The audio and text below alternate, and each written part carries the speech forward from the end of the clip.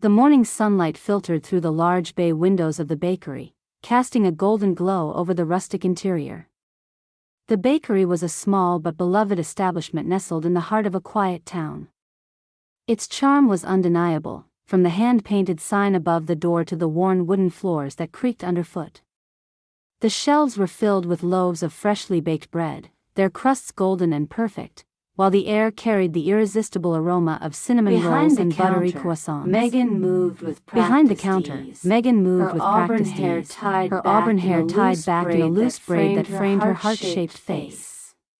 Her cheeks were dusted with flour, and her apron bore the marks of a busy morning: smudges of dough, a streak of chocolate, and a faint hint of raspberry jam. The bakery was more than her workplace, it was her sanctuary.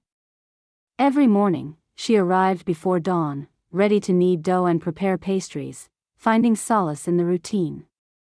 "Morning, Megan," called out Mrs. Thompson, a cheerful older woman who came in every day like clockwork. She was the town's unofficial news anchor, always ready with a tidbit of gossip. Behind the "Morning, counter, Mrs. Megan Thompson," moved Megan with replied, practiced ease, flashing her a warm her auburn smile. hair tied back "Your in a usual loose coffee and a braid that croissant?" framed her heart-shaped "You know me face. too well," Mrs. Thompson said, Her cheeks chuckling. were dusted with flour. "You're the brightest part of my mornings, you know." Megan handed over the order with a small laugh. "You flatter me, Mrs. Thompson." As the older woman left, the bell above the door jingled, signaling the arrival of another customer. Megan looked up to see a man entering, and her smile faltered slightly. He wasn't a local, she would have remembered him. He had an air about him, something that made him stand out from the usual bakery patrons. His tailored navy coat and dark, wavy hair hinted at sophistication, but there was a quiet intensity in his demeanor that piqued her curiosity. The man glanced around, taking in the cozy ambience with a faintly bemused expression. His gaze settled on Megan, and for a moment, he seemed to hesitate. "Good morning," Megan greeted, her voice as friendly as ever. "What can I get you?" "Just coffee." "Black," he replied, his tone polite but distant. He stepped closer to the counter, and Megan noticed his eyes flickering to her wrist. She moved to prepare his order, but when she turned back, she caught him staring. Following his gaze, she realized he was looking at her bracelet. It was a simple piece of jewelry, a delicate silver chain with a star-shaped charm, but it had been with her for as long as she could remember. "Here you go," Megan said, handing him the coffee. "That'll be $3. The man seemed to snap out of his thoughts. "Thank you," he said, reaching for his wallet. But as he handed over the money, his fingers trembled slightly. Megan frowned. "Are you okay?" He offered a tight-lipped smile. "I'm fine. It's just that bracelet." He paused, as if weighing his next words carefully. "Where did you get it?" Megan glanced down at her wrist, her curiosity piqued by his question. "This? I've had it forever. It's nothing fancy, but it means a lot to me." The man's brow furrowed, and he looked as though he wanted to say more, but instead, he nodded. "I see. Well, thank you for the coffee." As he turned to leave, Megan watched him go, puzzled by the strange interaction. He walked briskly down the street, his shoulders slightly hunched, clutching the coffee cup like a lifeline. Shaking her head, she dismissed the encounter as one of the many oddities of dealing with strangers. Outside, Michael's mind was racing. That bracelet, it was impossible to mistake. It was identical to the one his sister had worn on the last day he saw her. The image was burned into his memory, his sister smiling warmly, the silver bracelet glinting in the sunlight as she waved goodbye. After her disappearance, he had searched everywhere for her, desperate for answers, but the trail had gone cold. He stared into his coffee cup, his hands trembling. Could this young woman really be connected to his sister? The thought seemed absurd, yet the bracelet was too distinctive to be a coincidence. As he walked back to his car, parked on the edge of town, his mind churned with questions. Who was Megan? And how had she come to possess something so precious to his family? Meanwhile, back in the bakery, Megan tried to push the encounter from her mind. The day moved on, bringing a steady stream of customers and the familiar rhythm of her work. Yet, every now and then, her thoughts drifted back to the mysterious man.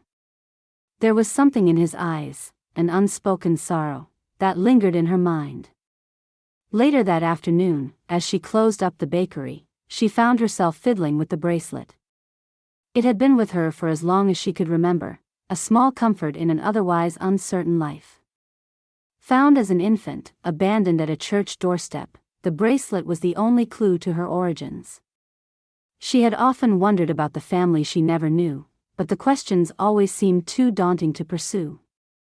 As the sun dipped below the horizon, casting the town in a warm amber glow, Megan stood by the window, staring out at the quiet street.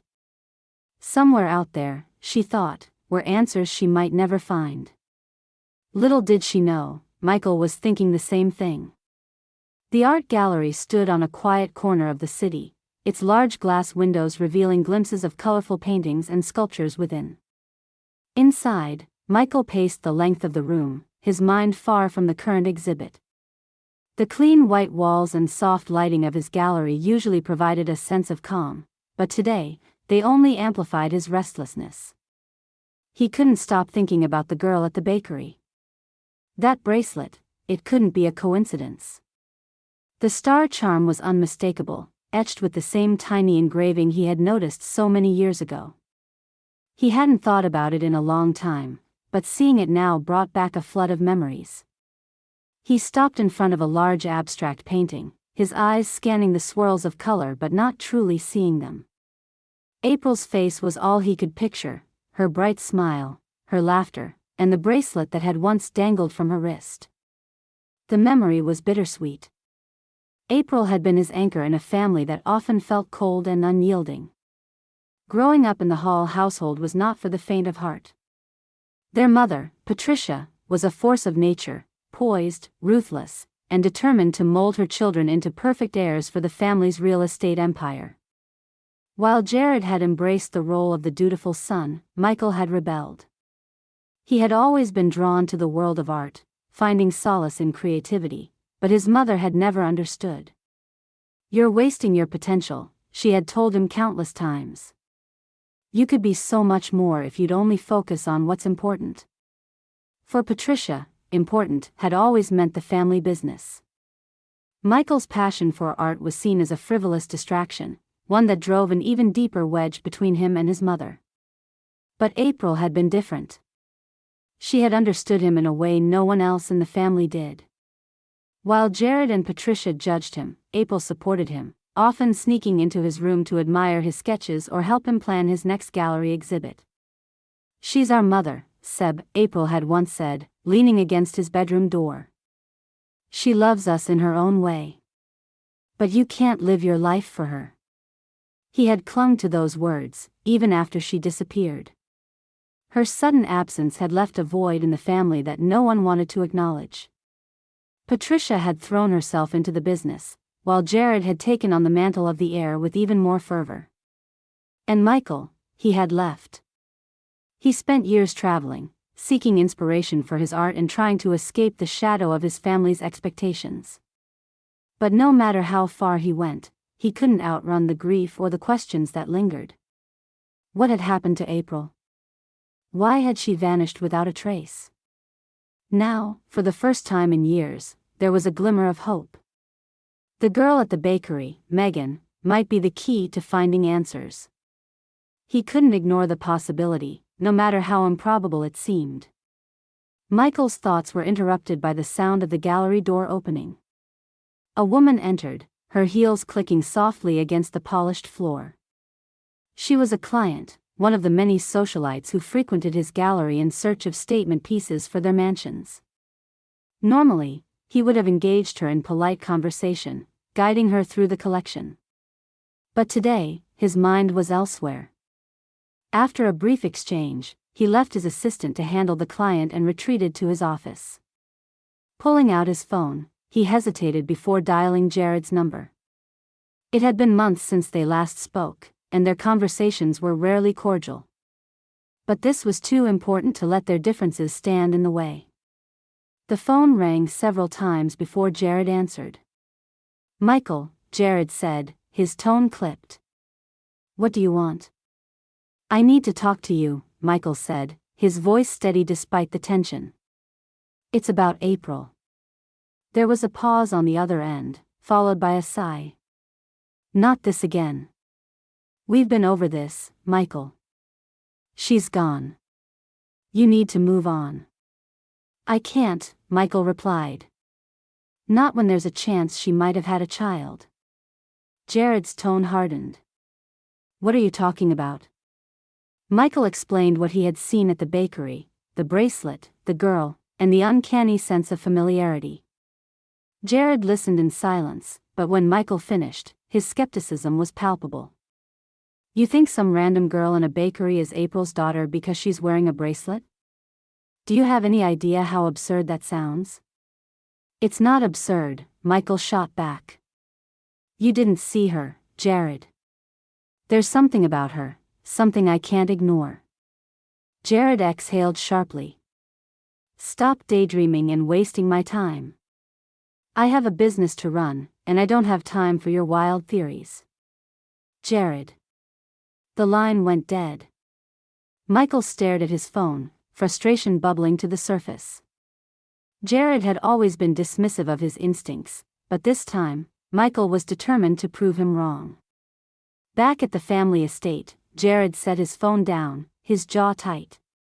He leaned back in his chair, his gaze fixed on the photograph on his desk, a picture of him, Michael, and April as children. Their smiles were frozen in time, a stark contrast to the fractured relationships that had followed. He was sure his brother would not pursue this further, after he rebutted him so strongly. He turned the frame face down and returned to his work, pushing the conversation with Michael from his mind.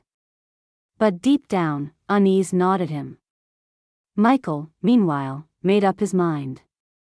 He would return to the bakery. He needed to speak to Megan again, to find out more about her story. The possibility that she was connected to April was too important to ignore. The next morning, he set off for the small town, the memory of the bracelet burning in his mind. As the bakery came into view, he felt a surge of determination. Whatever the truth was, he was ready to uncover it. The bakery was already buzzing with activity when Michael arrived the next morning. The bell above the door jingled, and the scent of warm bread and cinnamon greeted him as he stepped inside. He paused for a moment, taking in the sight of Megan behind the counter. Her movements were quick and precise as she filled a tray with freshly baked muffins, her auburn braids swinging as she worked. She looked up and spotted him, her expression shifting from surprise to curiosity. "Back for more coffee?" she asked with a polite smile. Michael approached the counter, his hands tucked into the pockets of his coat. "Yes, but I was also hoping to talk to you again. About your bracelet." Megan's smile faltered slightly, replaced by a flicker of apprehension. "You're really interested in this bracelet, aren't you?" Michael hesitated, unsure of how much to reveal. "It's important to me. Can we sit down for a moment? I promise I won't take up too much of your time." Megan glanced at the line forming behind him and sighed. "I'm swamped right now, but I'll be free in about 20 minutes. If you can wait, we can talk then." Michael nodded. "I'll wait." He found a table in the corner, his mind racing as he watched Megan interact with customers. She had a warmth about her, an ease that drew people in. The more he observed her, the more convinced he became that she was connected to April. When the morning rush finally subsided, Megan approached his table with 2 cups of coffee in hand. She slid into the seat across from him, placing one of the cups in front of him. "All right," she said, leaning back in her chair. "What's the deal with this bracelet?" Michael took a deep breath, pulling the faded photograph from his pocket. He placed it on the table and slid it toward her. "This is my sister, April," he began. The baby in her arms is wearing a bracelet identical to yours. I think that baby might be you. Megan stared at the photograph, her brow furrowing. The image was old and slightly faded, but the bracelet was clearly visible on the baby's wrist. She touched her own bracelet reflexively, her mind racing. I don't understand, she said finally. You think I'm related to your sister? It's possible, Michael said. Can you tell me where you got the bracelet? Megan shook her head. I've had it for as long as I can remember. I was abandoned as a baby, left at a church in my hometown. This bracelet was the only thing left with me. Michael's heart sank at her words, but at the same time, a flicker of hope ignited within him. I know this sounds crazy, but I think we need to find out for sure. Would you consider taking a DNA test? Megan's gaze snapped up to meet his. Her initial reaction was one of disbelief, but as she studied his face, she saw the sincerity in his eyes. He wasn't trying to manipulate her or make a spectacle of her situation. He genuinely believed what he was saying. I don't know, she said hesitantly. This is a lot to process. I understand, Michael said gently. Take your time. But please think about it. If you are connected to my sister, it could answer a lot of questions, for both of us. Megan nodded slowly, her fingers still brushing the star-shaped charm on her bracelet. She had spent her entire life wondering about her origins, but the thought of finally having answers was both thrilling and terrifying. After a long pause, she looked up at him. All right. I'll do it. Relief flooded Michael's face. Thank you, he said, his voice thick with emotion. You don't know what this means to me. They agreed to meet the following day at a nearby clinic to have the test done. As Megan watched Michael leave the bakery, she couldn't shake the feeling that her life was about to change in ways she couldn't yet comprehend. The next morning, they met outside the clinic. Megan was nervous, her hands fidgeting with her bracelet as they walked inside. Michael offered her a reassuring smile. It'll be all right, he said. Whatever the results, we'll figure it out together. The test itself was quick and painless, a simple swab of the cheek for each of them. The technician assured them that the results would be ready within a week. As they left the clinic, Megan felt a mixture of relief and apprehension. Thank you for doing this, Michael said as they walked to his car. Megan gave him a small smile. I'm curious, too. I've always wondered about my family, but I never thought I'd get any answers. Michael hesitated before speaking. No matter what the results say, you've already given me something I didn't think I'd have, hope. They parted ways, each lost in their own thoughts. Over the next few days, Megan tried to focus on her work at the bakery, but her mind kept drifting to the possibility that she might have a family out there, a real family, not just a distant concept she had dreamed of as a child. Michael, meanwhile, found himself growing more impatient as the days passed. He tried to distract himself with work at the gallery, but nothing could shake the anticipation. The photograph of April and the baby became a constant presence on his desk, a reminder of the answers that were just within reach. When the results finally came in, Michael called Megan immediately. It's true, he said, his voice trembling. You're my niece. Megan was silent for a moment, her breath catching. I don't know what to say. You don't have to say anything, Michael replied. But if you're ready, I'd like to take you to meet the rest of the family. Though apprehensive, Megan agreed. She didn't know what to expect, but she knew one thing for certain: her life would never be the same. The drive to the family estate was long and winding, the road cutting through rolling hills and dense woods. Megan stared out the window, her mind racing as the car approached the Hall estate. Michael had been quiet for most of the trip, sensing her nerves and choosing to let her process things in her own time. Are you okay? He asked softly, breaking the silence. Megan turned to him, offering a small, uncertain smile. I think so. It's just overwhelming. I've spent my whole life wondering where I came from, and now I'm about to meet people who might have all the answers. Michael nodded, his expression sympathetic. I understand. But no matter what happens, you're not alone in this. His words brought a measure of comfort, and Megan felt her shoulders relax slightly. As they rounded a bend in the road, the Hall estate came into view. The mansion was enormous, its white columns gleaming in the sunlight. Manicured gardens surrounded the property, with fountains and hedges arranged in intricate patterns. Megan's breath caught at the sight. It was a world away from the small, cozy bakery she had always known. Wow, she murmured. Michael smiled faintly. It's impressive, isn't it? But don't let the grandeur fool you. This house has its fair share of shadows. They pulled up to the front entrance, where a butler was waiting to greet them. He opened the car door for Megan, offering her a polite nod. Welcome to the Hall estate, he said. Megan stepped out, her gaze sweeping over the towering mansion. She felt small and out of place, her simple dress and scuffed boots a stark contrast to the opulence around her. Michael led her inside, his hand resting lightly on her shoulder as if to steady her. The foyer was even grander than the exterior, with marble floors, crystal chandeliers, and an elegant staircase that curved up to the second floor. Michael. A commanding voice echoed through the space, and Megan turned to see a woman descending the staircase. Patricia Hall moved with the poise of someone who had spent a lifetime commanding attention.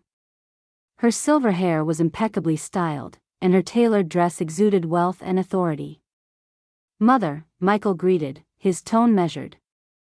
Patricia's sharp gaze landed on Megan, her brow furrowing. And who is this? Michael stepped forward, his voice steady. Mother, this is Megan.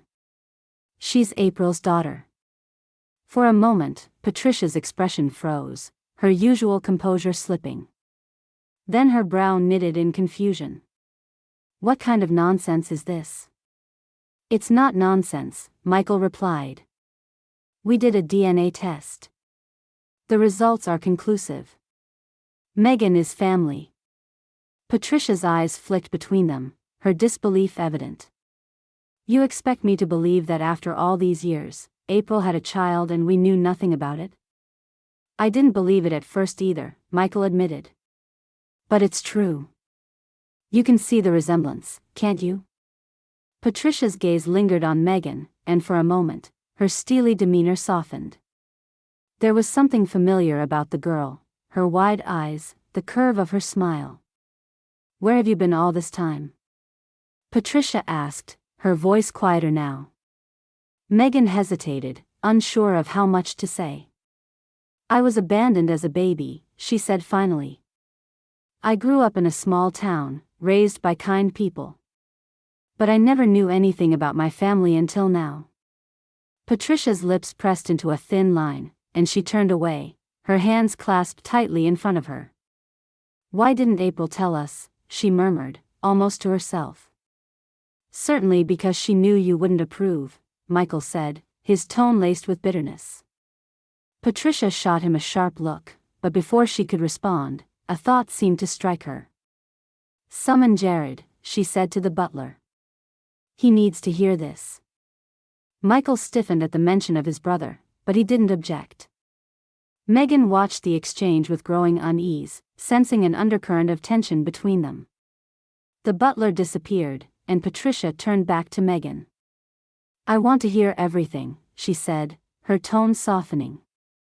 Tell me about your life. How did you end up here? Megan hesitated, then began to speak. She told Patricia the little she knew about her origins, how she had been found on the steps of a church, the bracelet and a blanket her only belongings. She spoke of her life in the small town, her work at the bakery, and the quiet contentment she had found there.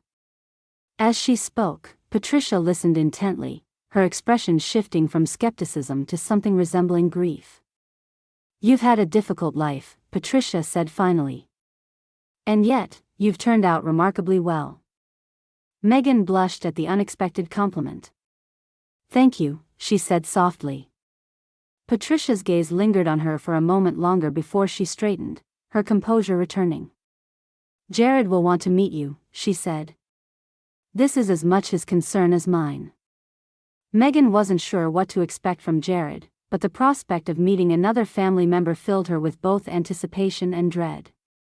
She glanced at Michael, who gave her a reassuring nod. "Don't worry," he said quietly. "You'll be fine." The sound of footsteps echoed through the foyer as Jared entered. He was tall and imposing, his suit impeccably tailored.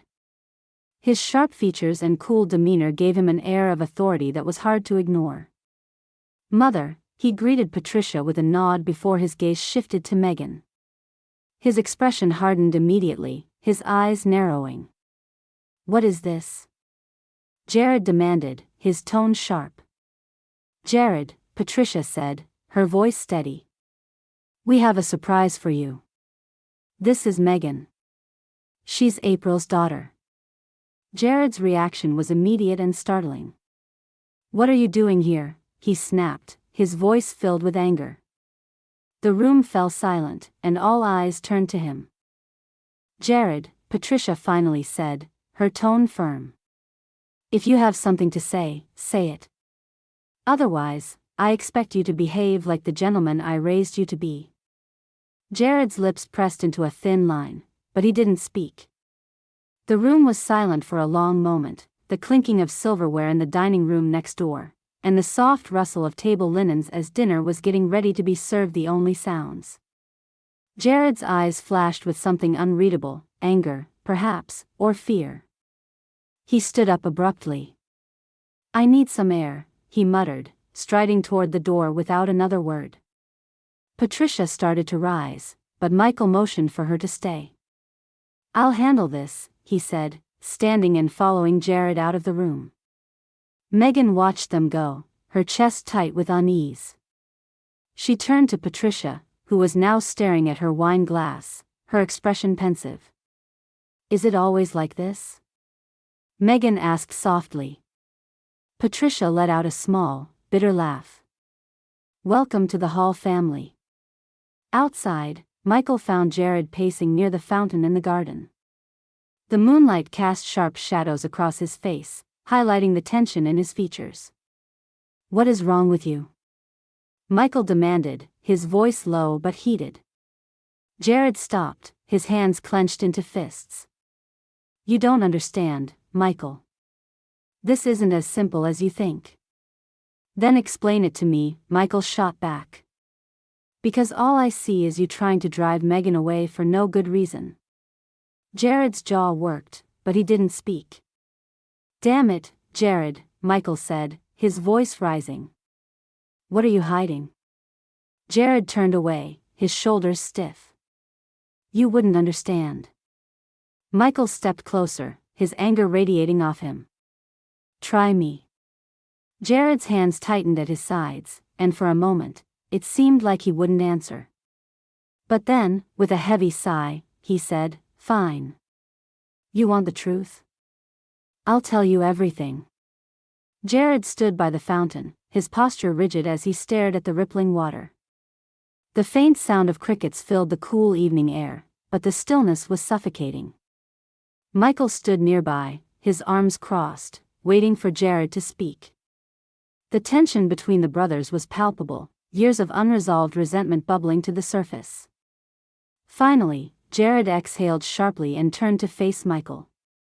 "You want the truth," he said, his voice low and strained. "Fine. But don't say I didn't warn you." Michael raised an eyebrow, his expression a mixture of curiosity and frustration. "I've waited years for answers, Jared. Just say it." Jared's jaw clenched as he gathered his thoughts. "April came to me before she disappeared," he began. "She was terrified, scared out of her mind. She'd just found out she was pregnant." Michael's breath caught, but he said nothing, allowing Jared to continue. "She didn't want to face Mother," Jared said, his tone bitter. "You know how she was, how she still is. April was convinced that if Mother found out about the pregnancy, she'd never forgive her. So, she begged me for help. She wanted to leave, to figure things out on her own. Michael's hands tightened into fists. And you just let her go? Jared shook his head. I didn't just let her go, Michael. I arranged for her to stay in a cottage far from the city. It was supposed to be temporary, just until she had the baby. The plan was for her to give the child up for adoption and then come back once everything had blown over. Michael took a step closer, his anger simmering. You knew where she was, and you didn't tell anyone? Not me, not Mother. Jared's voice rose defensively. She didn't want anyone to know. She made me promise to keep it a secret. I was trying to protect her. Protect her? Michael said incredulously. You isolated her. You let her face everything alone. Jared's shoulders slumped, and for the first time, his facade cracked. I didn't know, he said quietly. I didn't know she'd get sick. Michael froze. What are you talking about? Jared's gaze dropped to the ground. There were complications. Something went wrong during the pregnancy. By the time I found out how bad it was too late. She died during childbirth. The words hit Michael like a punch to the gut. He staggered back a step, his mind racing to process the revelation. She died? Jared nodded, his expression hollow. She made me promise to take care of the baby. To make sure it was adopted by a good family, far away from all of this. We even created a sauterie about her being abandoned at a church so she wouldn't ask questions. He gestured vaguely toward the mansion. She didn't want her child growing up in this world. Michael's anger flared again, sharp and unrelenting. So, you just gave the baby away? You didn't think we had a right to know? You didn't think Mother deserved to know what happened to her own daughter? Jared's voice rose to match Michael's. Do you think I wanted this? Do you think I wanted to carry this secret all these years? I thought I was doing the right thing. I thought it was what April would have wanted. Don't you dare use her as an excuse, Michael snapped. You made this decision for yourself. You were protecting your own damn position in this family. Jared's face twisted with guilt and anger. You think I don't regret it?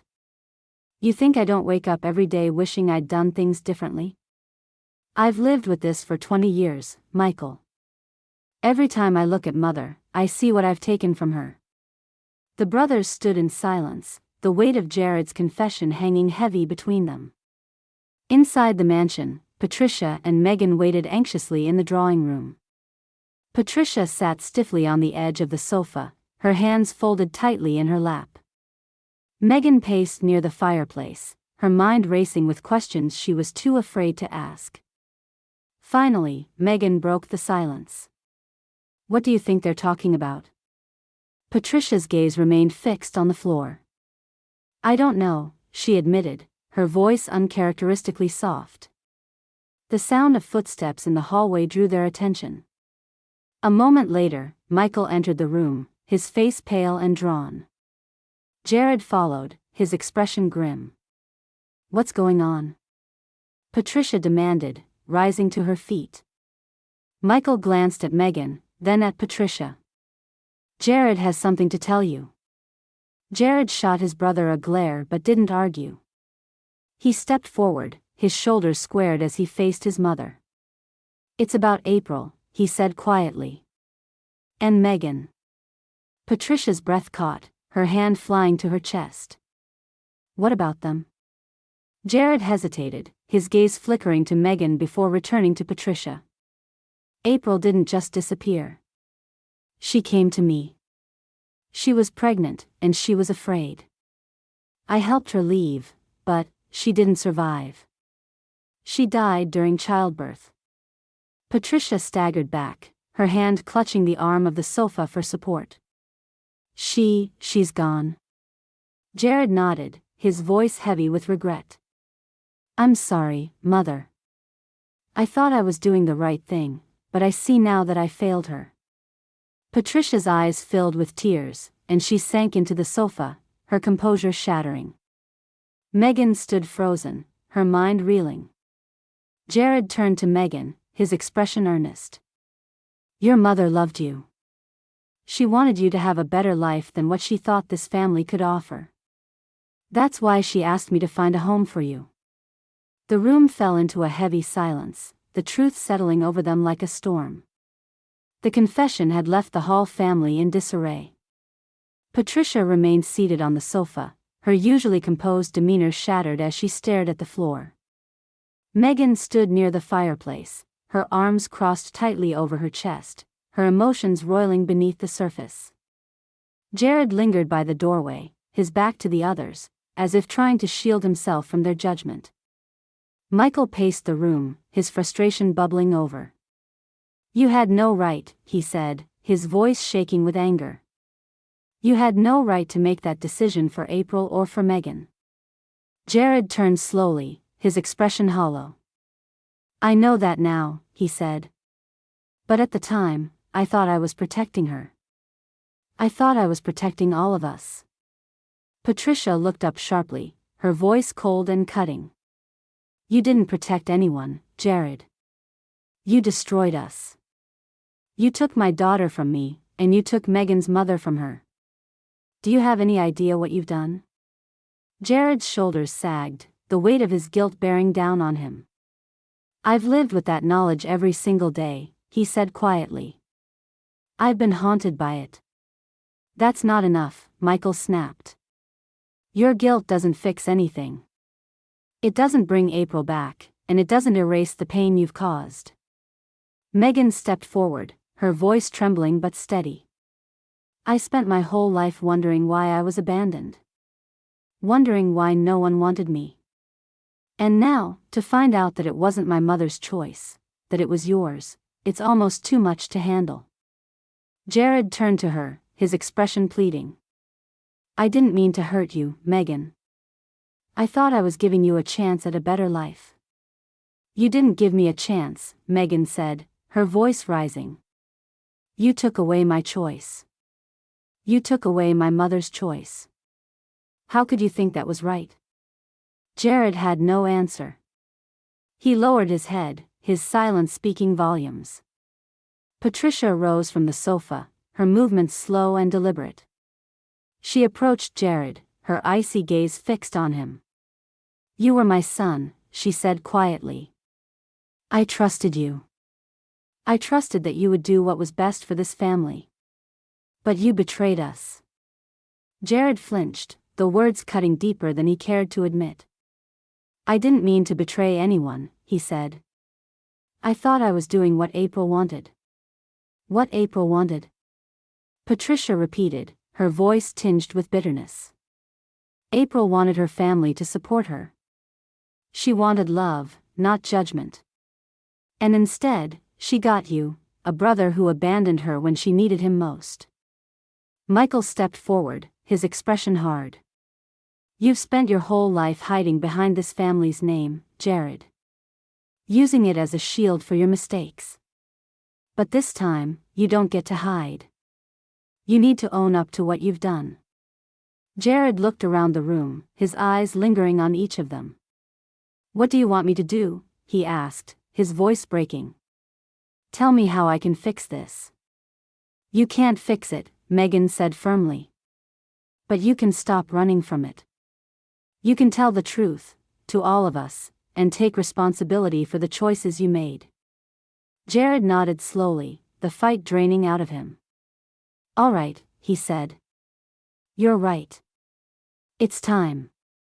Patricia turned away, her hands trembling as she pressed them to her face. I need a moment, she said, her voice muffled. I can't deal with this right now. She left the room quickly, her footsteps echoing down the hall. Megan watched her go, her heart aching for the woman who had lost so much. Michael moved closer to Megan, placing a reassuring hand on her shoulder. You're stronger than I ever imagined, he said quietly. Megan managed a weak smile, though her eyes were filled with unshed tears. I don't feel strong, she admitted. I feel like everything I thought I knew is falling apart. It is, Michael said gently. But sometimes, that's the only way to rebuild. Jared nodded, though he didn't lift his head. I'll tell her everything, he said. I'll tell Mother the whole truth about April, about everything. Michael exchanged a glance with Megan, his expression softening. It's a start, he said. The hours that followed were heavy with emotion. Patricia eventually returned, her composure regained, though her eyes were red-rimmed. Jared sat with her in the study, recounting every detail of what had happened all those years ago. His voice was steady, but his pain was evident. Patricia listened in silence, her face unreadable. When Jared finished, she leaned back in her chair, exhaling slowly. You've done irreparable damage, she said. But at least now, we know the truth. Jared nodded, his head bowed. I'll do whatever it takes to make things right, he said. You can't make it right, Patricia replied. But you can start by stepping back. You've led this family for years, Jared, but it's clear now that your judgment is flawed. It's time for a change. Jared looked up sharply, but he didn't argue. He knew she was right. Michael watched the exchange, his feelings a mix of satisfaction and sadness. The family was finally confronting its demons, but the process was far from over. As the evening wore on, Megan found herself alone in the garden. The cool night air was a welcome relief from the tension inside. She stared up at the stars, the weight of the day pressing down on her. Michael joined her, his presence comforting. You did well today, he said. Megan smiled faintly. It doesn't feel like it. Everything still feels so broken. Maybe, Michael said. But broken things can be repaired. It just takes time. Megan nodded, her gaze fixed on the horizon. She didn't know what the future held, but for the first time, she felt like she was starting to find her place. The Hall estate felt quieter than usual the next morning, as if the weight of Jared's confession had settled over the house, muffling its usual rhythms. Patricia sat in the drawing room, staring out at the garden through the tall windows. Her fingers rested on the arm of her chair, her posture as regal as ever, but her face betrayed the storm of emotions she was trying to contain. Megan entered hesitantly, her footsteps soft against the polished floor. She had spent a sleepless night turning over everything she'd learned. The truth about her mother, her family, and the choices that had shaped her life still felt too big to grasp. Good morning, Megan said quietly, stopping near the doorway. Patricia turned her head, offering a faint smile. Good morning, dear. Come, sit with me. Megan moved to the sofa across from Patricia, her hands clasped tightly in her lap. For a moment, neither of them spoke. The silence stretched, heavy with unspoken thoughts. I owe you an apology, Patricia said finally, her voice steady but tinged with regret. Megan blinked in surprise. You don't have to. Yes, I do, Patricia interrupted gently. I failed your mother. I created an environment where she felt she couldn't come to me, where she felt she had to hide. And because of that, I lost her. And you. Megan's chest tightened. She hadn't expected this kind of vulnerability from Patricia, who had seemed so composed and unshakable when they first met. I don't blame you, Megan said softly. You didn't know. Patricia's gaze dropped to her hands. That's no excuse. I was so consumed with my own expectations, my own vision of what this family should be, that I pushed her away. And now, all I can do is try to make amends. Megan reached out hesitantly, placing her hand over Patricia's. You're trying now, she said. That's what matters. Patricia looked up, her eyes glistening with unshed tears. You're remarkably forgiving, she said with a small, sad smile. Megan shrugged. I've spent my whole life wondering about my family. Now that I have the chance to know you, I don't want to waste it. Patricia squeezed her hand, her expression softening. You're more like your mother than you realize. They sat together in companionable silence, the tension between them beginning to ease. Elsewhere in the house, Michael found Jared in the library, seated in one of the leather armchairs with a glass of scotch in hand. Jared looked up as his brother entered, his expression guarded. I thought you'd be gone by now, Jared said, his tone neutral. Michael crossed the room and took the chair opposite him. Not until I know what you're going to do next. Jared let out a dry laugh, swirling the amber liquid in his glass. Is that your way of saying you don't trust me? Should I? Michael countered. Jared sighed, leaning back in his chair. I've made mistakes. I won't deny that. But I meant what I said last night. I'll do whatever it takes to make things right. And what does that look like to you? Michael asked, his voice sharp. Jared's gaze turned inward, his jaw tightening. It means stepping back. From the business, from the estate. Letting someone else take the reins. I've spent too long trying to control everything, and look where it's gotten us. Michael studied him for a long moment, searching for signs of insincerity, but he found none. If you're serious about this, then I'll support you. But if I see even a hint of manipulation, I won't hesitate to call you out. Jared met his brother's gaze, a faint flicker of gratitude in his eyes. Fair enough. The conversation ended there, the two brothers falling into an uneasy truce. By midday, the family gathered in the garden for lunch. The tension of the previous night still lingered, but there was a tentative effort to move forward. Patricia took her usual place at the head of the table, her gaze softening as she watched Megan interact with Michael. You've done well with her, Patricia said quietly to Jared, who sat beside her. Jared glanced at her, his expression conflicted. I don't know if I deserve that. Patricia sighed, her tone firm but not unkind. You made terrible choices, Jared. But you're here now. And that's a start. As the meal continued, Megan began to feel a small sense of ease. The conversation was light, the laughter genuine, and for the first time, she felt like she might truly belong. Later, Megan wandered through the garden alone, her thoughts drifting. The vibrant flowers and neatly trimmed hedges provided a sense of calm, a welcome respite from the whirlwind of emotions she had been navigating. She paused by a small fountain, watching the water cascade over the stone. The bracelet on her wrist caught the sunlight, the tiny star charm glinting like a beacon. You seem lost in thought, Michael's voice said from behind her. Megan turned to see him approaching, his hands tucked into his pockets. I was just thinking about my mom, she said. And how much I wish I could have known her. Michael nodded, his expression thoughtful. She would have loved you, he said. I know she would have. Megan smiled faintly, her gaze returning to the fountain. I like to think so.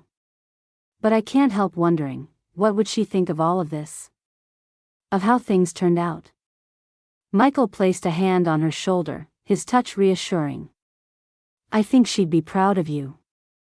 And I think she'd want you to know that it's okay to let people in. To trust that you belong here. Megan looked up at him, her eyes shining. Thank you, Michael. For everything. Don't thank me, he said with a grin. I'm just the messenger. They shared a quiet laugh, the tension lifting slightly. As the sun began to set, casting the garden in hues of gold and pink, Megan felt a sense of peace she hadn't known in years. The journey had been painful, but it had also brought her closer to the answers she had always sought. She wasn't sure what the future held, but for the first time, she felt ready to face it, with her family by her side.